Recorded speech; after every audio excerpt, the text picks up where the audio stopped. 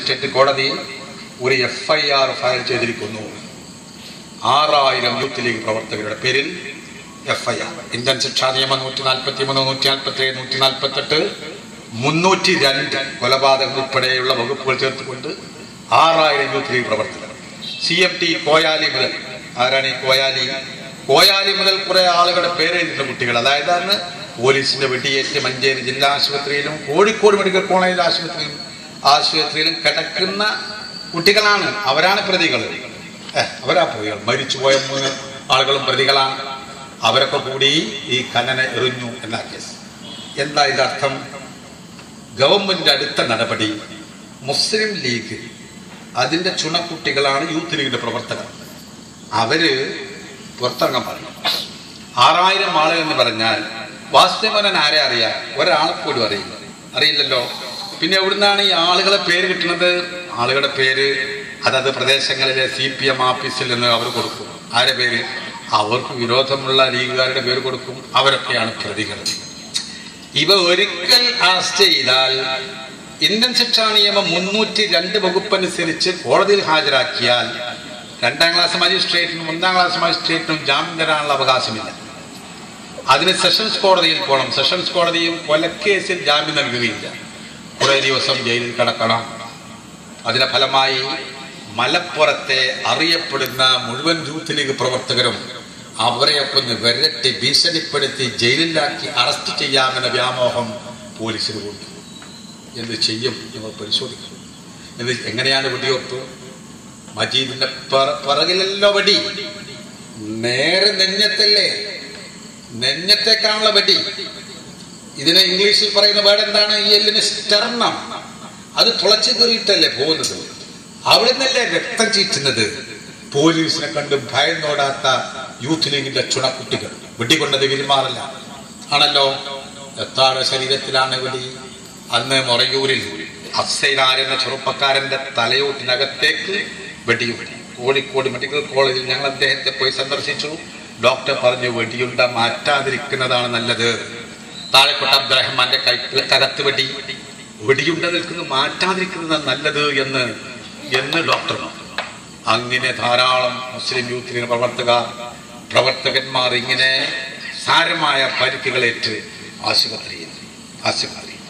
അന്ന് വൈകുന്നേരം KP Majeed Sahib MLA, Soopy Sahib MLA.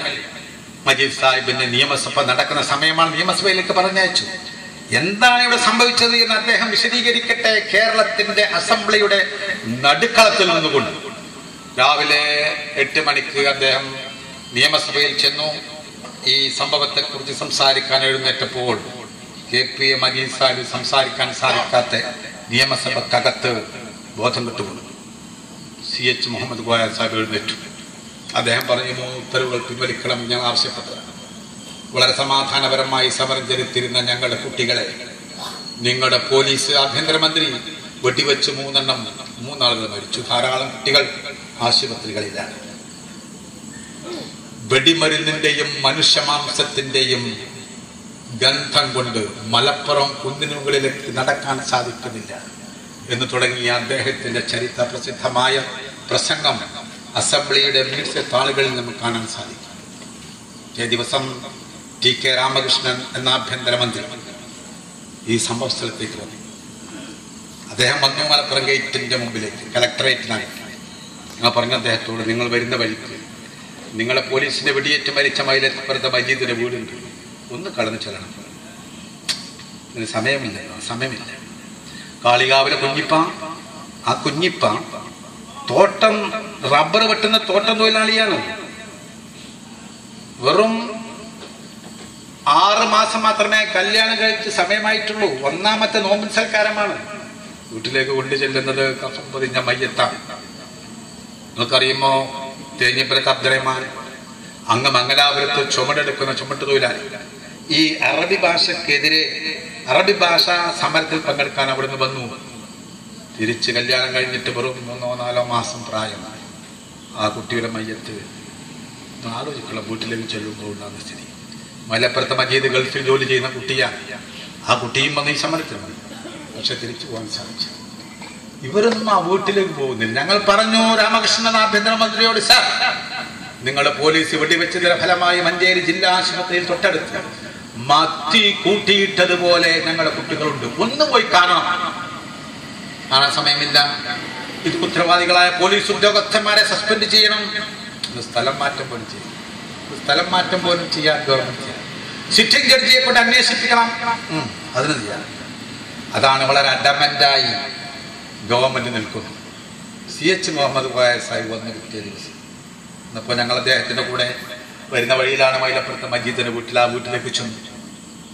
ആ വീട്ടിലേക്ക് ചെന്നപ്പോൾ അവിടെ ഉണ്ടായിരുന്ന കാഴ്ച, അവിടെ കണ്ടത് ഈ 19 വയസ്സിൽ വിധേയമാകേണ്ടി വന്ന മജീദിന്റെ ഭാര്യ അവിടെ ചെന്നപ്പോ മാർത്തടിച്ച് അട്ടഹസിച്ച് കരയുന്നു.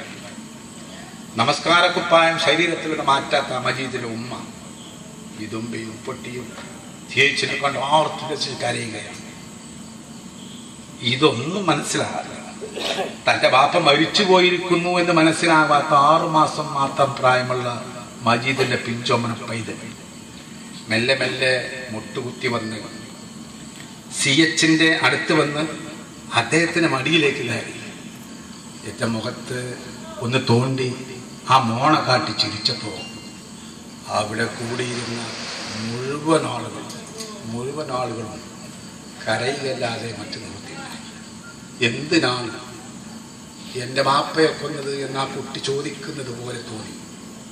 എൻ്റെ മാപ്പാനെ എന്തിന് വെടിവെച്ച് കൊന്നു എന്ന് ആ കുഞ്ഞ് ചോദിക്കുന്നത് പോലെ തോന്നുന്നു. CH ജില്ലാ ആശുപത്രിയിൽ വന്നു. കോഴിക്കോട് മെഡിക്കൽ കോളേജ് ആശുപത്രിയിൽ പോയി ഈ പരിക്ക് പറ്റിയ കുട്ടികളൊക്കെ സന്ദർശിച്ചു. ഞങ്ങളും ഞങ്ങളുടെ പെരുന്നാളും അവരുടെ കൂടെ കഴിച്ചു. ചെറിയ പെരുന്നാൾ ഇവരുടെ കൂടെ അവർക്ക് പോകാൻ സാധിക്കും. അവർക്ക് കൂടെ പെരുന്നാൾ. പക്ഷെ പിന്നെ ചെയ്തത് ഇതുകൊണ്ടൊക്കെ ഞങ്ങൾ ഭയപ്പെടുമെന്ന് വിശ്വസിച്ച ഇവിടുത്തെ പോലീസും ഗവൺമെന്റുമില്ലേ, അവർക്കൊരു മറുപടി കൊടുക്കണ്ടേ? ഉടനെ ചേർന്നു മുസ്ലിം ലീഗിന്റെ യൂത്ത് ലീഗിന്റെ സംസ്ഥാന പ്രവർത്തക സമിതി കോഴിക്കോട്ട് അതേ സ്ഥലത്ത് എന്നിട്ട് പ്രഖ്യാപിച്ചു, ഇന്ന ദിവസത്തിനകം ഈ 3 ഉത്തരവുകളും പിൻവലിക്കുന്നില്ല എങ്കിൽ കേരളത്തിന്റെ സെക്രട്ടേറിയറ്റിനകത്തേക്ക് 1,00,000 യൂത്ത് ലീഗ് പ്രവർത്തകർ ഗ്രേറ്റ് മാർച്ച് നടത്തും എന്ന പ്രഖ്യാപനം, എന്ന റെസൊല്യൂഷൻ അവിടെ വെച്ചെടുത്തു. പിറ്റേ ദിവസം എല്ലാ പത്രങ്ങളും വളരെ പ്രാധാന്യത്തോടു കൂടി ഈ വാർത്ത പ്രസിദ്ധീകരിക്കുകയുണ്ടായി. അതൊക്കെ എത്തേണ്ടിടത്ത് കൊള്ളേണ്ടിടത്ത് കൊണ്ടു.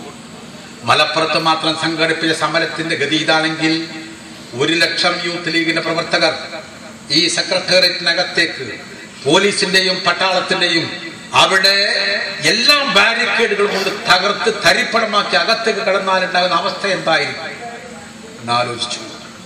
തീരുമാനമെടുക്കണം. തീരുമാനം എളുപ്പത്തിൽ ഉണ്ടാവും എന്ന് ഞങ്ങൾക്ക് ബോധ്യമായി. പക്ഷെ മറ്റൊന്നുണ്ടല്ലോ, ആ കുട്ടികൾ പുറത്തിറങ്ങണ്ടേ? പുറത്തിറങ്ങിയാൽ അറസ്റ്റല്ലേ? അങ്ങനെ ഇരിക്കുമ്പോഴാണ് ഈ കണ്ണൻ എന്ന പോലീസുകാരന്റെ ഡെഡ് ബോഡി പോസ്റ്റ്മോർട്ടം നടത്തിയ അന്നത്തെ കോഴിക്കോട് മെഡിക്കൽ കോളേജിലെ ഫോറൻസിക് പ്രൊഫസർ ഡോക്ടർ ബുഹരാജ് അദ്ദേഹത്തിന്റെ പോസ്റ്റ്മോർട്ടം റിപ്പോർട്ടിന്റെ ഒരു വിവരം അത് ഇന്ത്യൻ എക്സ്പ്രസ് പത്രത്തിൽ വന്നു. Kannan died due to myocardial infarction. ഒരു ക്വസ്റ്റ്യൻ മാർക്ക്. കണ്ണൻ മരിച്ചത് ഹൃദയസ്തംഭനം മൂലമാണ് എന്നൊരു ചോദ്യം, ക്വസ്റ്റ്യൻ മാർക്ക്. അതിനർത്ഥം എന്താണ്? റിപ്പോർട്ടിൽ പറയുന്നത് ഹാർട്ട് അറ്റാക്ക് ആണ് എന്ന്. ഞാൻ അടിയന്തരമായി ഇതിന്റെ സർട്ടിഫൈഡ് കോപ്പി കിട്ടണം, അതിന്റെ കോപ്പി കിട്ടണം. ഹാജരായ ഞങ്ങൾ അതുമായി മഞ്ചേരി സെഷൻസ് കോടതിയുടെ മുമ്പിൽ ജഡ്ജിയോട് പറഞ്ഞു, ഞങ്ങളുടെ ഈ പ്രവർത്തകരെ മുഴുവൻ പ്രതികളാണ്. 307 എന്ന് പറഞ്ഞാൽ കൊലപാതകമാണ്. കൊലപാതകം എന്ന് പറഞ്ഞാൽ ഞങ്ങൾ എറിഞ്ഞു കൊന്നതാണ്. നിങ്ങൾ നോക്കണം ഈ പോസ്റ്റ്മോർട്ടം റിപ്പോർട്ട്. ഇദ്ദേഹത്തിന്റെ ശരീരത്തിൽ ഒരു ചെറിയ പോറൽ പോലുമില്ല. ഇംഗ്ലീഷിൽ പോറലിന് പറയുന്നത് അബറേഷൻ എന്ന പോസ്റ്റ്മോർട്ടം സർട്ടിഫിക്കറ്റ് ഇംഗ്ലീഷിലാണല്ലോ. ഒരു ചെറിയ വീക്കമുണ്ടായാൽ അതിന് പറയുന്നത് കൺഫ്യൂഷൻ എന്നാണ്. ഒരു കൺഫ്യൂഷൻ ഇല്ല, ഒരു അബറേഷൻ ഇല്ല, ഒരു പരിക്കില്ല. ഒളിച്ചു മാറ്റി ഹൃദയം പരിശോധിച്ചപ്പോ അദ്ദേഹത്തിന് ഇസ്കീമിക് ഡിസീസ്, അത് കാർഡിയാക് ഡിസീസ്, മയോകാർഡിയൽ ഇൻഫാർക്ഷൻ, ഇതൊക്കെ പറയുന്നത് ഹൃദയസ്തംഭനം എന്നാണ്. അപ്പൊ കണ്ണൻ മരിച്ചത് ഹൃദയസ്തംഭനം മൂലമാണ് എന്ന പോസ്റ്റ്മോർട്ടം റിപ്പോർട്ട് കേസ് ഡയറി ഹാജരാക്കി. ജഡ്ജിക്ക് ബോധ്യമായി ഈ പറയുന്നത് പച്ചക്കള്ളമാണ്. 6000 പ്രവർത്തകർ കല്ലെടുത്ത് എറിഞ്ഞു കൊന്നതാണ് കണ്ണനെ എന്ന് പറയുന്നത് 100% കളവാണ്. കണ്ണൻ മരിച്ചത് ഹൃദയസ്തംഭനം മൂലമാണ്. ഞങ്ങൾ പറഞ്ഞു കണ്ണൻ ആ ഹൃദയം അനുഭവിച്ച ആ പാവപ്പെട്ട പോലീസുകാരൻ ഈ അവരെ സുപ്പീരിയർ ഓഫീസറുടെയും പോലീസുകാരുടെയും ഈ നരനായാട്ട് കണ്ടു, കാരണം കൂടാതെ വെടിവെക്കുന്നത് കണ്ടു, ഞങ്ങൾ ബൈലറ്റ് കൊണ്ട് ഞങ്ങൾ തോക്കിന്റെ ചട്ട കൊണ്ട് ഉപദ്രവിക്കുന്നത് കണ്ടിട്ടാണ് ഈ കണ്ണൻ ഹൃദയസ്തംഭനം മൂലം മരിച്ചത് എന്നാണ് കോടതിയിൽ പറയുന്നത്. ഏതാനും കോടതി മുഴുവൻ പ്രതികൾക്കും മുൻകൂർ ജാമ്യം നൽകി. ഒരു 10-43 കൊല്ലമായി എല്ലാ ദിവസവും കോടതിയിൽ പോയി പ്രാക്ടീസ് ചെയ്യുന്ന ഒരു അഭിഭാഷകനാണ് ഞാൻ അന്നും. പക്ഷേ മഞ്ചേരി ജില്ലാ കോടതിയുടെ സെഷൻസ് കോടതിയുടെ ചരിത്രത്തിൽ ഇന്ന് വരെ 974 സ്ഥാപിച്ച ആ കോടതി ചരിത്രത്തിൽ ഇന്ന് വരെ 302 വകുപ്പിന് മുൻകൂർ ജാമ്യം ഈ മലപ്പുറം വെടിപ്പിലല്ലാതെ ഇന്ന് വരെ മറ്റൊരു കേസിനും നൽകിയിട്ടില്ല എന്നതാണ് സത്യം. മുൻകൂർ ജാമ്യം കാരണം അനുവദിക്കുകയല്ലാതെ നിവൃത്തിയില്ല. അങ്ങനെ എല്ലാവർക്കും മുൻകൂർ ജാമ്യം ലഭിച്ചു. ആരെയും അറസ്റ്റ് ചെയ്യാൻ സാധിച്ചില്ല. ധാരാളം കേസുകൾ ഉണ്ടായിരുന്നു, ധാരാളം കേസുകൾ. ഞാൻ നേരത്തെ പറഞ്ഞതുപോലെ ഈ ആഫീസ് DCG ആഫീസ് ആക്രമിച്ചത് ഗവൺമെന്റ് ഒക്കെ എല്ലാ കേസുകളും വന്ന് ഈ മലപ്പുറം ജില്ലയിൽ അന്ന് മുസ്ലിം ലീഗിന് അധികം അഭിഭാഷകരുണ്ടായിരുന്നില്ല.